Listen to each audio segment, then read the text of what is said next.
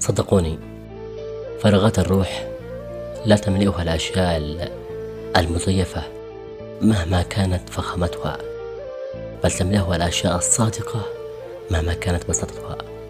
سيمضي كل شيء مع الوقت إلا شيء واحد فقط لن يمضي، إنه الشيء العالق في القلب.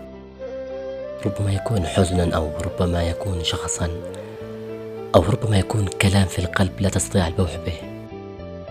وهذه هي الحياة، سواء كنت ترغب في ذلك أم لا. لن تنمو من دون أن تخطئ، ولن تنجح بدون أن تفشل، ولن تحب بدون أن تفتقد أو تفقد. هكذا هي الحياة، وهكذا هي الأقدار.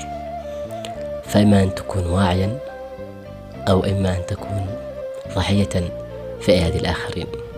بس نصيحتي، كن قوي.